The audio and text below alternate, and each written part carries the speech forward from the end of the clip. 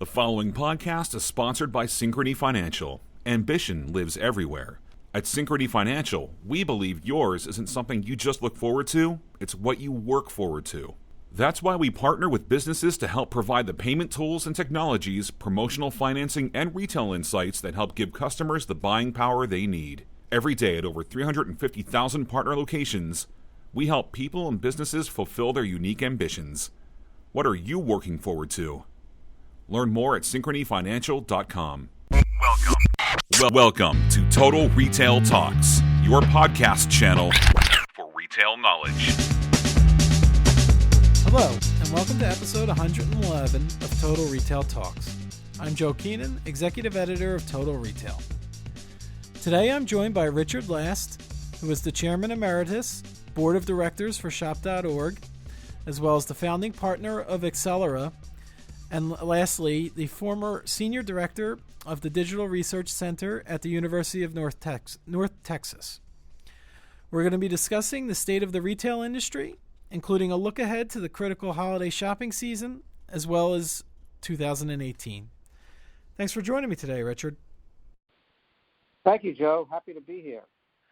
So let's first start off by talking a little bit about the evolution of brick-and-mortar retail. Obviously, there's been a lot of turmoil as far as store closures and companies going out of business, traditional brick-and-mortars going out of business. So my question to you is, how can traditional retailers survive and grow in today's what I'll call digital-first environment? Great question, Joe.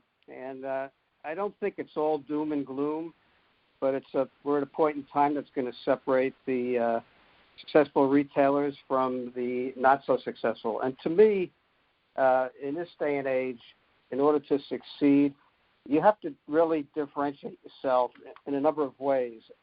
And I like to refer to it as uniqueness. And I think about 5 variables of uniqueness, and you've got to be really strong at least 2 of these. One, probably the most obvious, is have some unique product. There's too many retailers trying to sell the same exact thing to the same people. And number 2, you have to offer something unique in the way of services to the consumer. Number 3, the customer experience has to be unique and different. Number 4, something about your business model that sets it apart and allows you to be profitable, that's unique. And finally, bringing in some unique talent and skill set. And if you're not a leader, in my mind, in at least 2 of those, you're going to struggle to survive.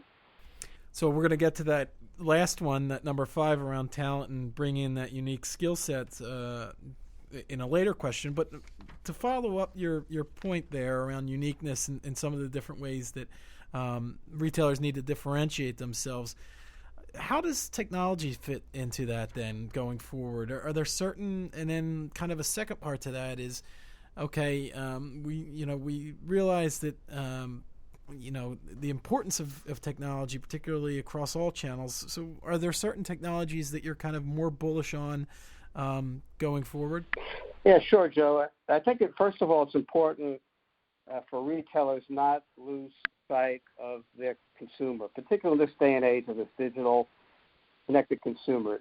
The consumer is the one that's going to drive the success of your business. The technology will be the facilitator to meet those ever-increasing demands of the consumer. So it's important not to get those confused, not technology for technology's sake. That being said, there's a couple of things I'm real bullish on. One is a lot of talk about AI, artificial intelligence, to some degree maybe a buzzword.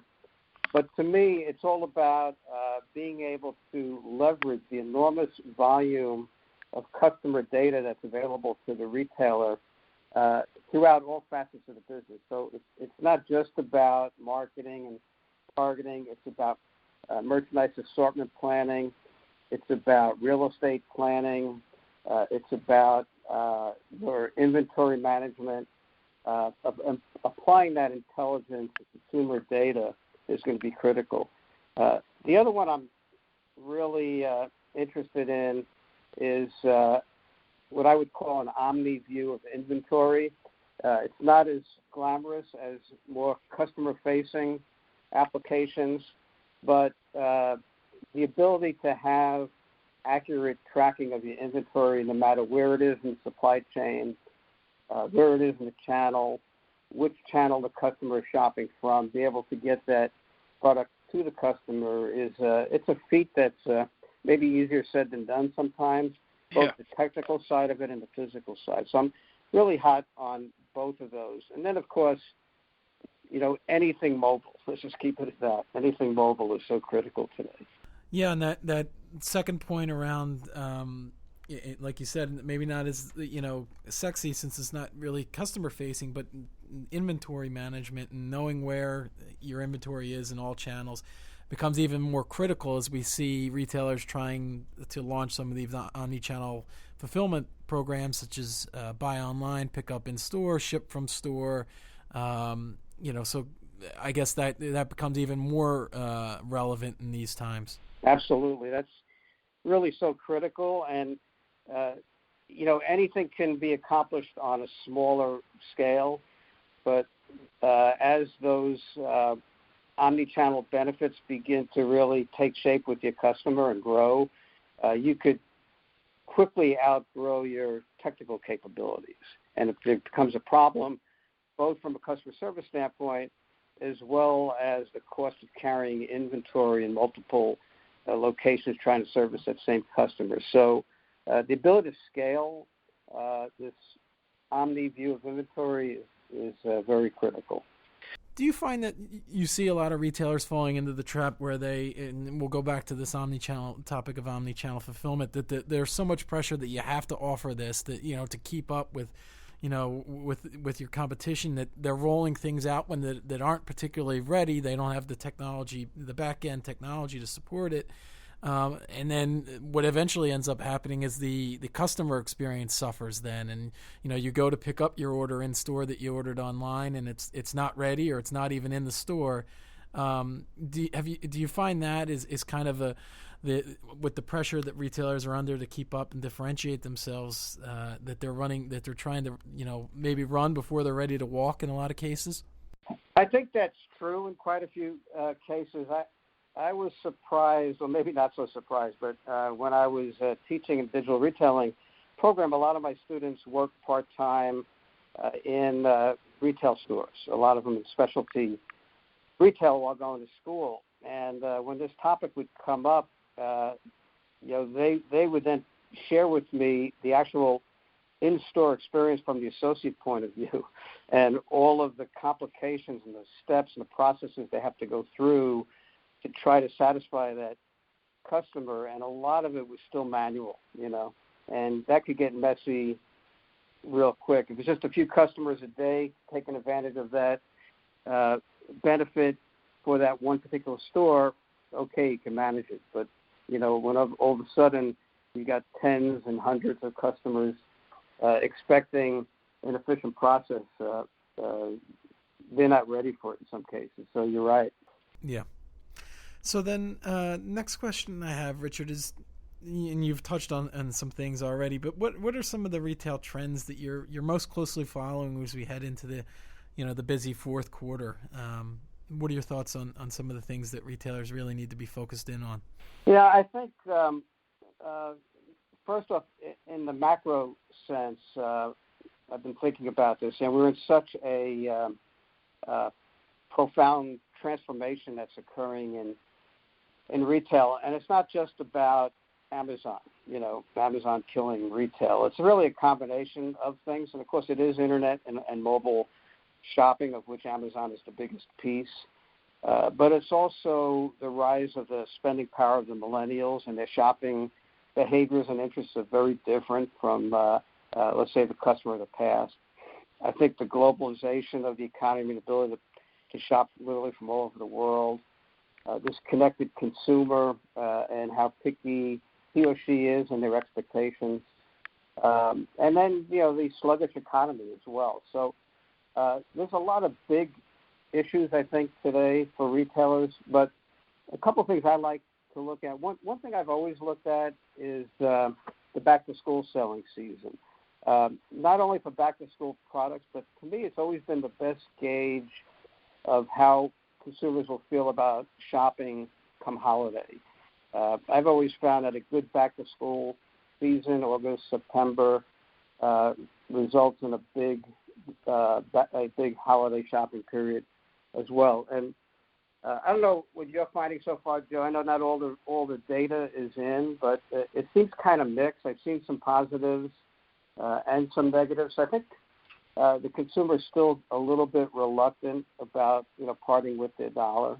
Yeah, it seemed that July, July was a kind of a stronger month than many anticipated. Took a little step back in August, but to your point about back to school is kind of being that primer for the holiday season. It's still ongoing. People think that once the kids are in school that back to school's over, but it really pretty much extends throughout the month of September almost. Don't you think? Oh, sure, yeah. So hopefully, as the economy continues to improve, customers' confidence improves, we're going to see a good holiday shopping season. So I would say I'm fairly optimistic. But as a merchant, I also try to look at all the other trends around me. And, between of course, all the weather situations we've had, all of the Korea situation, the data security, there's a lot of other things that sort of swarming around which will affect the customer's willingness to spend their money. The other thing I'm finding, it's been a trend for a while now, is when customers do part with their disposable dollars, it's not necessarily as much in shopping and retail as it used to be, and a lot of that has shifted to entertainment, to restaurant, not necessarily only to shift to online shopping. So as the customer's mood improves, it doesn't necessarily guarantee that those dollars will end up in the retail cash box.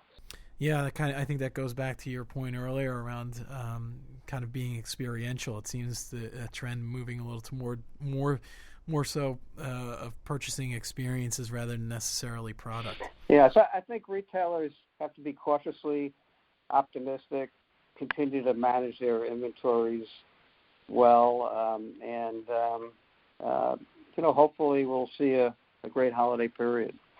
So one of the questions I had, Richard, and I referenced it earlier, and you talked a little bit about it, is talent and kind of building that right culture and team. So the question is, what are some retail organizations that you've studied or looked at, looking for? You mentioned your work with University of North Texas at the Digital Research Center. What do you find that retailers are looking for when they're hiring? And then kind of a second part to that is, how does that necessarily align with what they should be looking for? So some of the skill sets that they are currently hiring for versus, what necessarily they should be searching out for. Okay. One of the things I like to look at is the National Retail Federation job board, get an idea of what the hot positions are. And it's interesting, the last couple of years now, particularly this past year, engineering and IT type positions at the retailers seems to be in the highest demand, no surprise. Their e-commerce positions, data and analytics positions, and that's, to me, all good positive signs that companies are thinking about the kind of talent they need.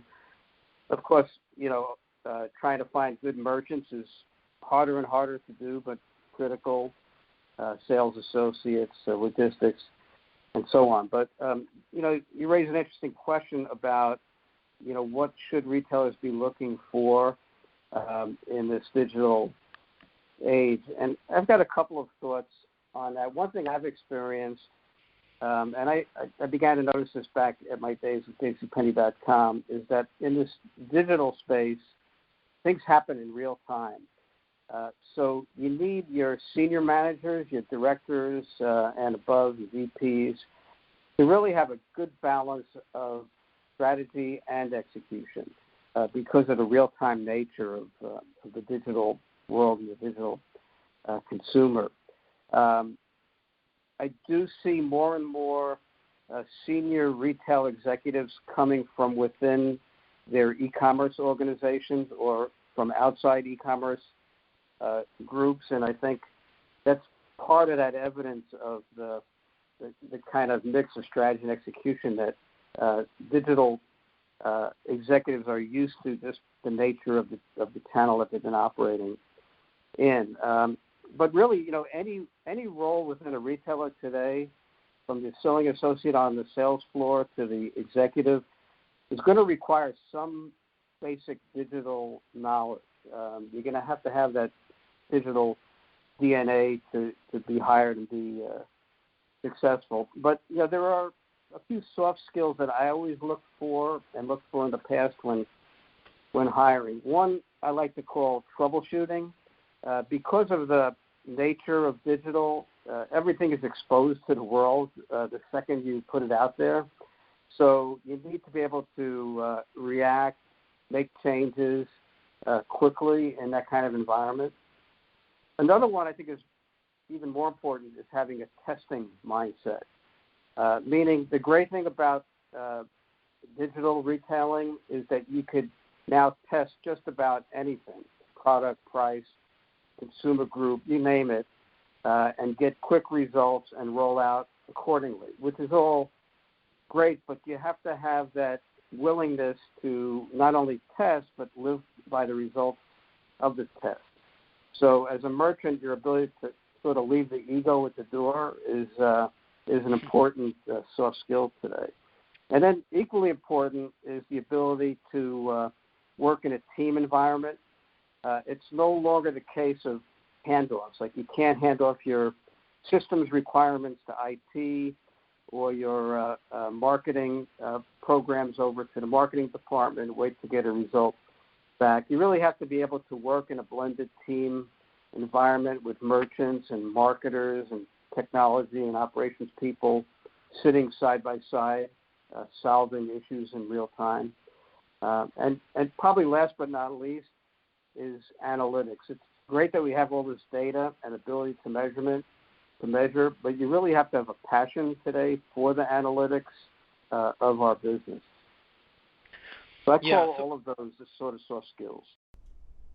Yeah, we see on a consistent basis some of that. The value of having these data engineers and data scientists, which you wouldn't have thought of years back as being particularly critical to retail, but or in such demand these days with, as you said, all of the data that's now available. So then my final question, Richard, we've talked a lot about kind of current day, is do you have any thoughts, any predictions, forecasts for kind of where you see the industry in 2018? I see continuous improvement. I mean, there will be a continued shakeout, unfortunately.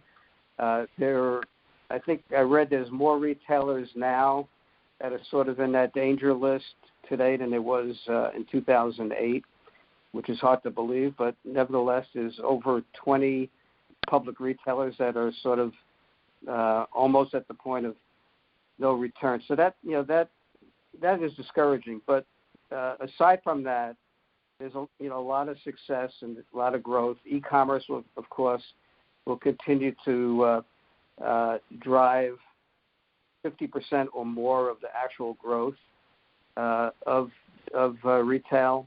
But I think the customer is going to get more and more ready to buy as the year goes on, as long as there's no unforeseen emergencies in our global world and the economy continues to improve. That might bode well for some of the bigger ticket purchases that consumers might have held off on.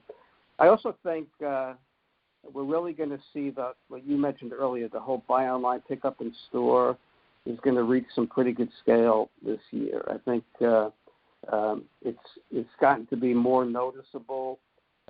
You can't go by a Walmart now without seeing the big pickup areas in bright yellow, and you're seeing that more and more. So I think that's going to be an important piece. So the retailers that have invested in that, I think, will get some benefit at holiday, and others who have as you said, maybe put it together with duct tape could end up having a problem. I always found from my days way back at JCPenney that come holiday time, customers working all day, and they don't necessarily want those Christmas toys out the front door after the UPS delivery. When the kids get home, 3 o'clock, and mom hasn't had a chance to hide the packages, and often preferred to pick up orders at the store. Yeah. So I think you've got to be ready for that. Yeah, convenience and flexibility, right? Yep, exactly. I want to thank Richard Last for joining me today. Please check out our podcast channel page, mytotalretail.com/podcasts for show notes. Total Retail Talks is available on iTunes, Google Play, and Stitcher, but make sure to subscribe on our podcast channel page as well. Lastly, another reminder that we'll be recording live episodes of Total Retail Talks at the Shop.org Digital Retail Summit. The series of podcast episodes will be coming to you in the next coming weeks. Also, you can still register for Shop.org's Digital Retail Summit at shop.org/register. Thanks, and I look forward to you joining us on the next episode of Total Retail Talks. This podcast has been brought to you by Synchrony Financial, because ambitions live everywhere. At Synchrony Financial, we have the payment tools and technologies, promotional financing, and retail insights to help reach yours. Learn more at synchronyfinancial.com.